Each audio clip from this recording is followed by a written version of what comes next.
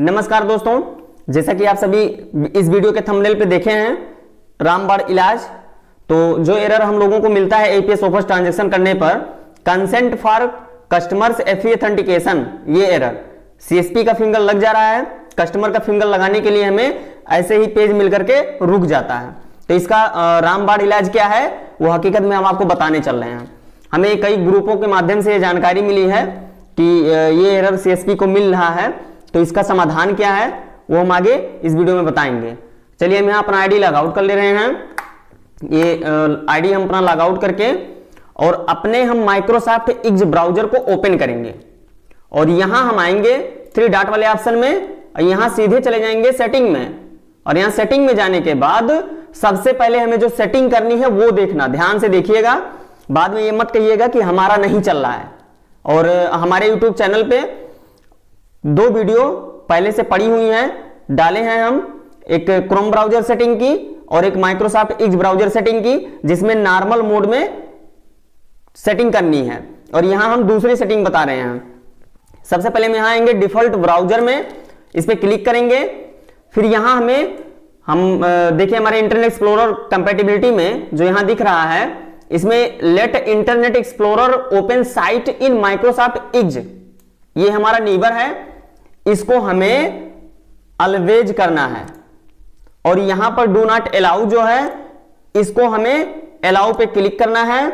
और यहां हमें इंटरनेट एक्सप्लोरर मोड पेज, यहां हमें कियोस्क की यूआरएल ऐड करना है। ऐड वाले बटन पे क्लिक करेंगे और यहां पर कियोस्क यूआरएल की जो वेबसाइट है यानी साइट है उसे हम यहां ऐड कर देंगे। और ऐड करने के बाद दोबारा क्या करना है वो भी हम आपको बता रहे हैं। यहां हम कियोस्क की यूआरएल डाल दिए हैं, इसको ऐड पे क्लिक करके ऐड कर दे रहे हैं। और यहां से ही हम इसको फिर से कॉपी करेंगे, कंट्रोल सी कर लेंगे कीपैड से, ऐसे सिलेक्ट करके। उसके बाद यहां हम इसको रीस्टार्ट कर देंगे। पहले इसको सेव कर देंगे, फिर इसको हम रीस्टार्ट कर देंगे। ब्राउजर हमारा रीस्टार्ट हो जाएगा।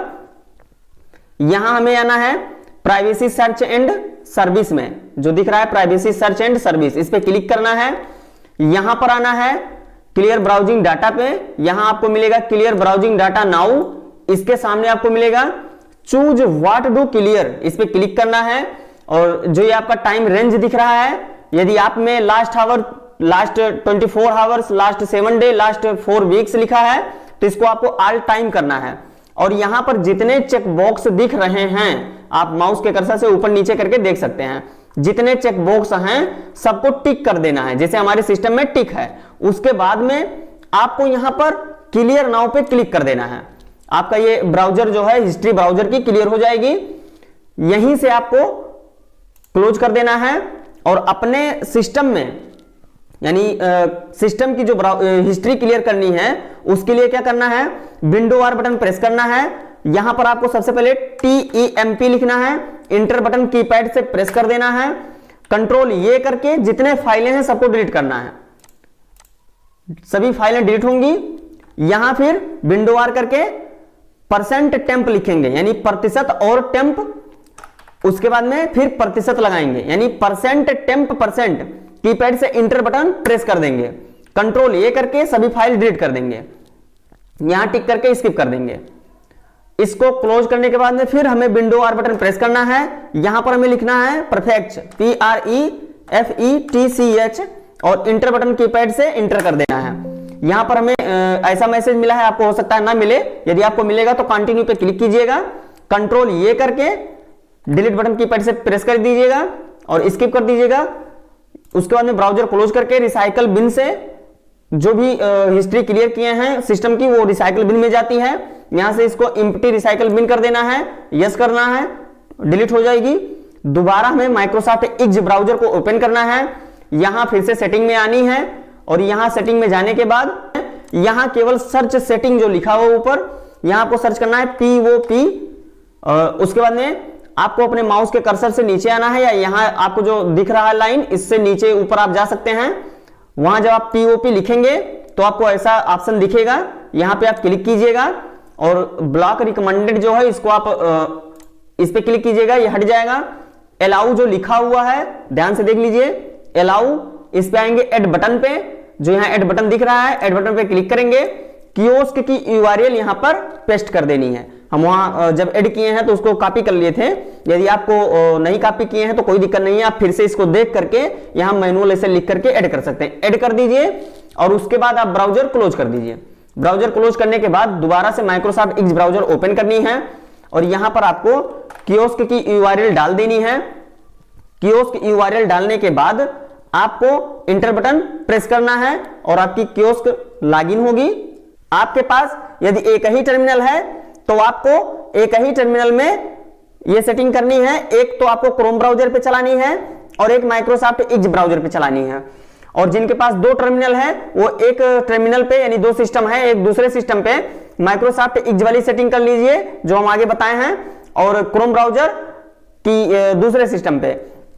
और जिनके पास एक ही टर्मिनल है यानी एक ही सिस्टम है, उनको क्या करना है, माइक्रोसॉफ्ट एक्स ब्राउजर पे भी लॉगिन करना है ये सेटिंग करके, और क्रोम ब्राउजर पे भी लॉगिन करना है, क्योंकि यहां पर आपको माइक्रोसॉफ्ट एक्स ब्राउजर में केवल एपीएस ऑफर्स ट्रांजैक्शन और एपीएस ओनर्स ट्रांजैक्शन होगा माइक्रोसॉफ्ट एक्स ब्राउजर में। यहां पर आपको ये सेटिंग करने के बाद CIF based transaction, money transfer या और कोई सर्विस आप यूज नहीं कर पाएंगे, केवल एपीएस ऑफर्स ट्रांजैक्शन ही आप और APS owner transaction Microsoft x browser से कर सकते हैं ये सेटिंग करने के बाद। तो इसमें आपको जब मनी ट्रांसफर या और कोई भी सर्विस यूज करनी है वो आपको क्रोम ब्राउजर से यूज करनी है, जो क्रोम ब्राउजर है उससे केवल एपीएस ऑफर्स ट्रांजैक्शन या एपीएस ओनर्स ट्रांजैक्शन आप माइक्रोसॉफ्ट एक्स ब्राउजर से कर सकते हैं ये सेटिंग करने के बाद।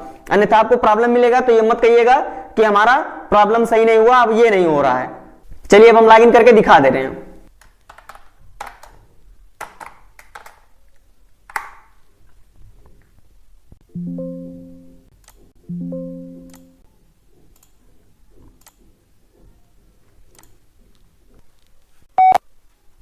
अब यहां हम अपना कियोस्क लॉगिन कर लिए हैं, वेरीफाई सक्सेसफुली का हमें मैसेज मिल गया, इसको हम ओके करेंगे।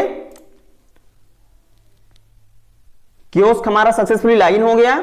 अब यहां हम आएंगे एपीएस सर्विस में, एपीएस ट्रांजैक्शन पे जाएंगे, कस्टमर का बैंक सिलेक्ट कर लेंगे।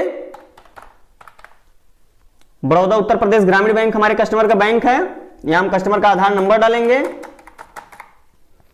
यहां आएंगे सिलेक्ट ए सर्विस में, विड्रॉल सिलेक्ट कर ले रहे हैं, कस्टमर का अमाउंट डाल देंगे जितना कस्टमर को निकालना है। सबमिट पे क्लिक करेंगे, आई एग्री पे क्लिक करेंगे।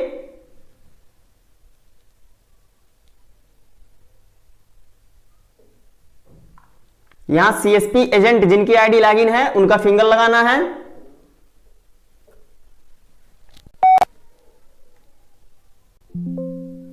कस्टमर फिंगरप्रिंट कैप्चर सक्सेसफुली, यानी सीएसपी एजेंट का जिनका फिंगर लगा है वो कैप्चर हो गया सक्सेसफुली।